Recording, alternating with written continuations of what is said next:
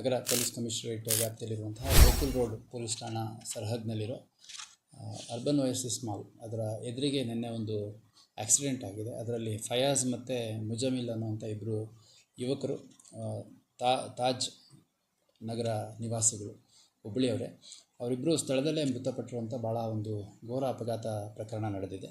ಆ ಪ್ರಕರಣದ್ದು ನಾವು ಪರಿಶೀಲನೆ ಮಾಡಿದಂಥ ಸಂದರ್ಭದಲ್ಲಿ ಅಲ್ಲಿ ರಸ್ತೆ ಮೇಲ್ಭಾಗದಲ್ಲಿದ್ದಂಥ ಒಂದು ಕೇಬಲ್ ಹರಿದು ಬಿದ್ದು, ಆ ಕೇಬಲ್ ಇವ್ರ ಮೂಮೆಂಟಲ್ಲಿ ಹರಿದು ಬಿದ್ದು ಅಂದರೆ ಸ್ವಲ್ಪ ಜೋತ್ ಬಿದ್ದಂಗೆ ಆಗಿದೆ. ಆ ನಂತರದಲ್ಲಿ ಅಲ್ಲಿ ಗಾಡೀಲಿ ಹೋಗಬೇಕಾದ್ರೆ ಅವರಿಗೆ ಅಡ್ಡ ಆಗಿ ಕೆಳಗೆ ಬಿದ್ದು ನಂತರದಲ್ಲಿ ಆಕ್ಸಿಡೆಂಟ್ ಆಗಿರುವಂಥದ್ದು ಐ ವಿಟ್ನೆಸಸ್ ಹೇಳ್ತಾರೆ.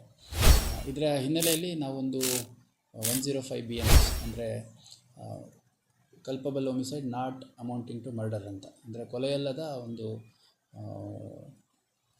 ಅಪರಾಧ ಆಗುತ್ತೆ. ಇದು ಅಂದರೆ ಕೊಲೆಯ ಪ್ರಕರಣದ ರೀತಿಯಲ್ಲಿ ಇರುತ್ತೆ, ಆದರೆ ಕೊಲೆಯ ಉದ್ದೇಶಗಳಿರೋದಿಲ್ಲ. ಇದು culpable homicide not amounting to murder ಅಂತ ಹೇಳ್ತಾರೆ.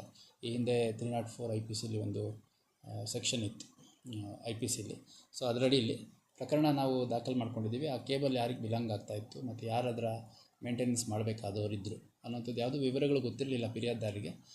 ಅವ್ರ ಮೇಲೆ ಅಂತ ಕೊಟ್ಟಿದ್ದಾರೆ. ಅದನ್ನು ಇವಾಗ ತನಿಖೆಯಲ್ಲಿ ಯಾರ್ಯಾರು ಅದಕ್ಕೆ ಜವಾಬ್ದಾರರಾಗ್ತಾರೆ ಅದನ್ನೆಲ್ಲ ಒಳಗೊಂಡಂತೆ ಒಂದು ಸಮಗ್ರ ತನಿಖೆಯನ್ನು ಮಾಡಲಾಗುತ್ತೆ.